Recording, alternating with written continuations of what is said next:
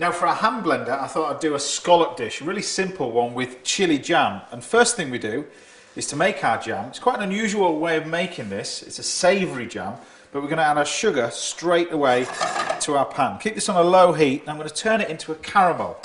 Now while that's turning into a caramel, we can then grab the rest of our ingredients, which are kind of like Thai, Asian sort of ingredients. We've got some ginger, I've got lime, I've got chilli, I've got garlic, that kind of stuff. We've got these shallots here. Now you can actually buy Thai shallots, which are really small, but normal shallots will be fine. Lemongrass. The secret with lemongrass is you cut it really nice and thin. So you've got to chop this up before we blend this. It's really important because there's a lot of sort of fibres in lemongrass. If we don't cut through those fibres, it's not going to taste too good. So the lemongrass, grab some chilli, we'll put the seeds, the whole lot can go straight in. That's all that. And then we're going to grab the base to our blender and then throw all these ingredients in. That's one of the great things about these, and it's often one of the pieces of kit that chefs use most of all, is this one in the kitchen.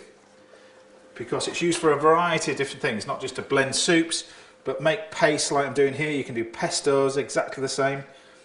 Bit of lime juice going in there. Just squeeze it out like that. And then we're going to put some soy sauce. This is dark soy sauce. You can use light soy sauce if you want, just a little bit of dark soy sauce. And then some Thai fish sauce. They use this as like salt and pepper, so we just add a little bit of Thai fish sauce. Sweetness comes in the way of just a little bit of sugar and obviously the honey that I'm putting in now. And then some coriander. And things about coriander, you can use the whole root, you don't just have to use the seeds. So you can use the entire lot. Place the lid on. Like that. And then grab the top part of the blender, place it on the top. Once it locks into position, you can blend it up. And this gives you different speeds. So if you want it sort of roughly chopped, just have it on a small speed and blend it. Or if you want it finely chopped, is what I want, put the speed right up and then blend it even more.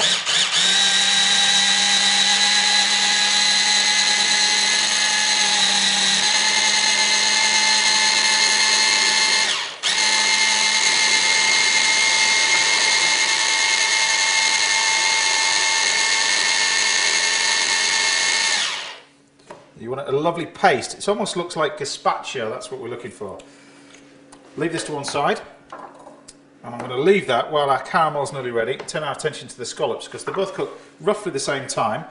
Season these up with salt and pepper. I think it's important to season fish beforehand as well. Allow that salt to actually seep into the flesh. So salt, pepper, olive oil, touch of butter. Nice hot pan, get that foam in hot first of all before we add our scallops. Now you can see our sugar starting to caramelise here. You can see that round the edge of the pan. We're going to make sure all of our sugar's caramelised, but this is an instant jam. And the reason why it's instant is we take this caramel to over 120 degrees centigrade, so the minute it hits that sugar it's going to cook straight away with the ingredients chopped as small as what they are, but also as you cool caramel down it will thicken up and it helps thicken our jam at the end of it. So get this really nice and hot. But what we don't want to be doing is taking this sugar any more than a light caramel. If it goes dark it becomes bitter.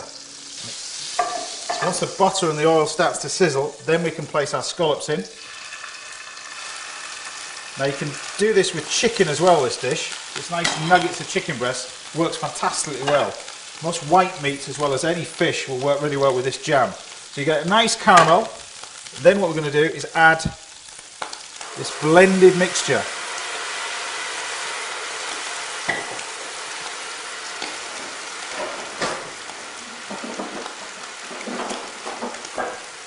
Stir it all together. And actually starts to absorb that sugar. Keep it on the high heat. That's the real key to this, because it's the speed at which this thing cooks.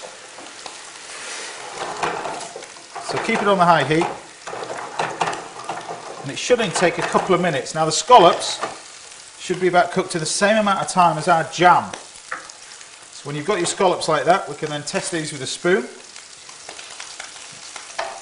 but it's really important that we allow scallops to colour. What we don't want to be doing is serving scallops that are just opaque in colour. You get a nice little caramelisation on the scallops, help them taste so much better. This jam is almost done.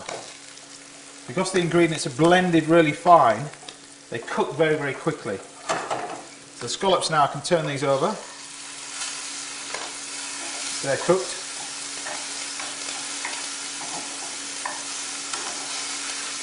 So you get that nice colour on there. Turn the heat off. Add a little knob of butter to this, and then we leave the scallops in the pan. The residual heat from there will continue to cook those scallops all the way through. Turn the heat off the jam now, and turn our attention to the creme fraiche. It's so easy to make your own creme fraiche, you wouldn't believe. Double cream in the beaker. It comes with this beaker. So just plain double cream. You can't make this with single cream, it's got to be double cream. And then you grab some lime juice. Now you can make this with lemon or limes, but I'm using limes for this to keep this sort of authentic flavour of this dish all the way through it. And then grab some of the juice of the lime, like that.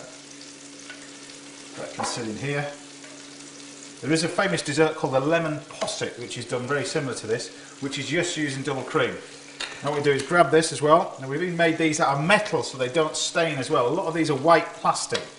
And if you blend in anything with peppers or tomatoes, stuff like that, over time it will actually discolour the blender. So we just blend this and it'll start to thicken up. Almost straight away. Which that is.